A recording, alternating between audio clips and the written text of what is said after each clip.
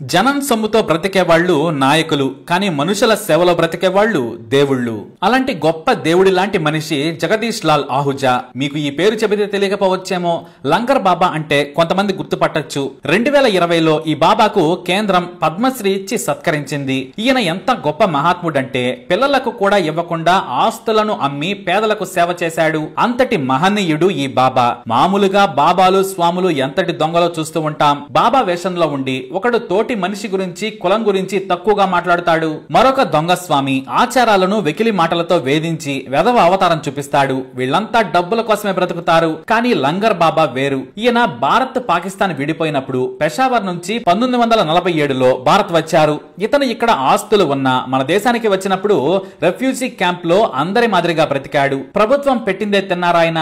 కానీ ఆ తర్వాత పని కోసం కుటుంబంతో సహా వచ్చి రోడ్ల మీద గడిపారు. అర్ధాకలితో జీవించారు. కానీ జీవితంలో ఎలా బ్రతకొద్దు, మళ్లీ పెషావర్ లో ఎలా బ్రతికానో అలానే నా మాతృదేశంలో కూడా బ్రతకాలనుకున్న బాబా మొదట అరటి పండ్లు అమ్మారు. ఆ తర్వాత కిరాణా షాప్ లో, మిల్లుల్లో పనిచేశారు. చివరకు కష్టపడి పనిచేసి సొంత వ్యాపారం చేసి ఎంతో సంపాదించి పేరు తెచ్చుకున్నారు. అయితే 1956లో చండీగఢ్ వచ్చిన తరువాతే తన దశ మారిందని ఆయన భావించారు. పాకిస్తాన్ నుంచి వచ్చినప్పుడు ఫుట్పాత్ మీద పడుకున్నాను. కానీ చివరకు నాకు ఈ చండీగఢ్ మంచి జీవితాన్ని, కారులో తిరిగేంత డబ్బుని ఇచ్చింది. ఇది నేను సంపాదించిన, నన్ను నా వ్యాపారాన్ని అందించిన ప్రజలకే నా ఆస్తుల ఫలం దక్కాలనుకున్నారు ఆయన. మన దేశంలో పేదవాడికి ప్రభుత్వం సాయం చేసినా అందులో డిగ్నిటీ ఉండదు. కానీ తాను పేదలకు మరింత ఉన్నతంగా సాయం చేయాలి అనుకున్నారు. ఏం చేయాలనే ఆలోచనలో పడ్డారు. ఏది చేసినా ఆకలితో ఉన్న వారి కడుపు నింపాలనేది బాబా మోటో. ఆ సమయంలోనే 2000వ సంవత్సరంలో చండీగఢ్ లోని ప్రఖ్యాత ప్రభుత్వ ఆసుపత్రి post graduate institute of medical education and research PGIMER ముందు పేషెంట్లతో వచ్చిన కుటుంబీకులు ఆకలితో అలమటిస్తున్నారని చూసి ఆవేదన చెందారు. పేద మధ్యతరగతి వారైతేనే ప్రభుత్వ ఆసుపత్రికి వస్తారు. వారికి నిలవడానికి నీడ కూడా ఉండదు. ఆసుపత్రి ముందు రోడ్ల మీద పడుకుంటారు. ఏదో ఒకటి తింటారు. బయటకు వెళ్లి మంచి భోజనం చేయాలంటే చాలా ఖర్చు అవుతుంది. వారికి ఇది అదనపు ఖర్చు. సుదూరం నుంచి వచ్చిన పేషెంట్లతో వచ్చిన కుటుంబీకుల కష్టాలను పేపర్లో చూశారు ఆయన. ఆయన వారి కష్టాలను చూసి బాధపడ్డారు. కానీ వదిలేయలేదు. వెంటనే మరుసటి రోజు ఇద్దరు వంటవారిని పిలిపించి 100 రొట్టెలు పప్పుతో పాటు దాల్ రైస్ ను చేయించారు. రుచిలో ఏమాత్రం తేడా రావద్దనేవారు. ఎందుకంటే అందులో నుంచే తన భార్య, పిల్లలు, మనవళ్లు కూడా తినేలా ఉండాలి. శుభ్రత, రుచి ముఖ్యమని చెప్పేవారు. ఆ తర్వాత ఒక వ్యాన్ ను అద్దెకు తీసుకుని ఆసుపత్రి ముందు మధ్యాహ్నం 1 గంటకు ఆగి ఆయన ఉచితంగా భోజనం పెడతాను, ఆకలితో ఉన్నవారు తినమని సాదరంగా పిలిచారు. మొదట కొంతమంది ఆత్మాభిమానంతో రాలేదు. కానీ మంచి భోజనం, మీ కుటుంబ సభ్యుడిని అనుకోండి, మీ ఆరోగ్యానికి నాది పూచి అని చెప్పి పిలిచారాయన. మొదట కొద్దిగా రుచి చూసిన వారికి కన్నీళ్లు వచ్చాయి. తృప్తిగా భోజనం చేసి కళ్లతోనే కృతజ్ఞతలు చెప్పిన వారు కొందరు. కడుపు నింపారని దండం పెట్టిన వారు మరికొందరు. వారి సంతోషం చూసి చల్లగా ఉండని దీవించిన వృద్ధుల మాటలైతే బాబాకు కన్నీళ్లు తెప్పించాయి. ఆ తర్వాత 2 రోజుల పాటు ఆయన మళ్లీ రాలేదు. కొంతమంది వస్తారనుకుని ఎదురు చూశారు. అయితే ఈసారి ప్రత్యేక వాహనంతో పాటు పెద్ద కిచెన్ ఏర్పాటు చేయించిన ఆయన 3వ రోజు నుంచి ప్రతి రోజు 100 మందికి సరిపోను భోజనాలు పంపించడం మొదలు పెట్టారు. అలా నెలపాటు పెట్టారు. కానీ నెల తిరిగేసరికి తన చేతిలో డబ్బులు లేవు. దీంతో మెయిన్ రోడ్డుపై ఉన్న పెద్ద భవనాన్ని 1,60,00,000కు ఆ రోజుల్లోనే అమ్మారు. నేడు దాని విలువ కనీసం 100 కోట్లు.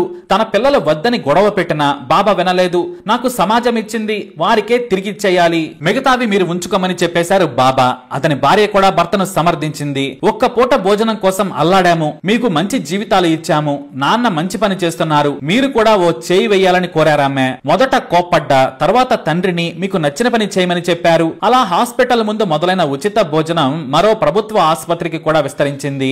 అన్నం తినలేని వారికి, అలాగే రోగులకు డబ్బులు పెట్టి పండ్లు కొనలేని వారికి కూడా ఆపిల్స్ నుంచి అరటి పళ్ళు, బత్తాయిలను కొని ఆయన ఉచితంగా ఇచ్చేవారు. ఆ 1,60,00,000ను బ్యాంకులో వేసి వడ్డీతో కొన్నాళ్ల పాటు భోజనాలు పెట్టారు. కానీ మంచి పేరు రావడంతో ఖర్చులు పెరిగాయి.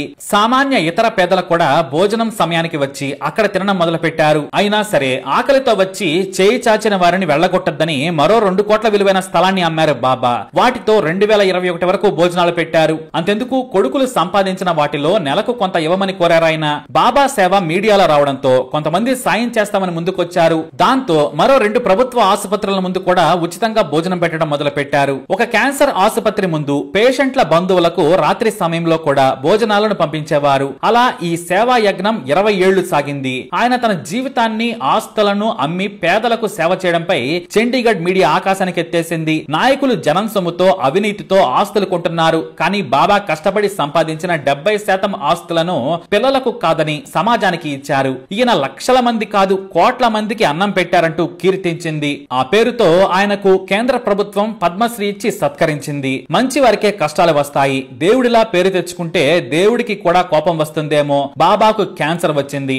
ఏ క్యాన్సర్ రోగులకైతే ఆయన అన్నం పెట్టి కడుపు నింపారో ఆ జబ్బే వచ్చింది. అయినా సరే తన సేవను ఆపలేదు. నా ప్రాణం పోయే వరకు ఈ యజ్ఞం ఆగదు, నేను లేకున్నా నా పిల్లలైనా కొనసాగిస్తారని చెప్పేవారు ఆయన.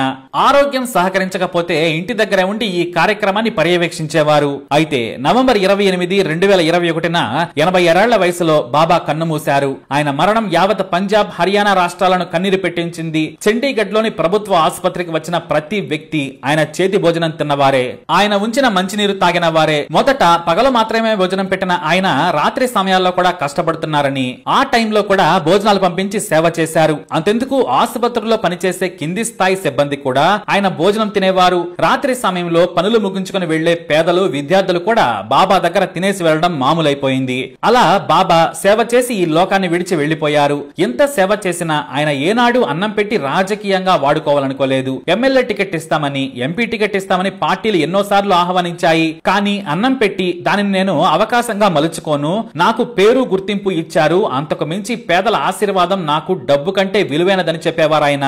దట్ ఈస్ లంగర్ బాబా. మరి ఈ బాబాపై మీ అభిప్రాయాన్ని కమెంట్ ద్వారా తెలియజేయండి. అలాగే వీడియోని లైక్ చేయండి, షేర్ చేయండి, మా ఛానల్ని సబ్స్క్రైబ్ చేసుకోండి.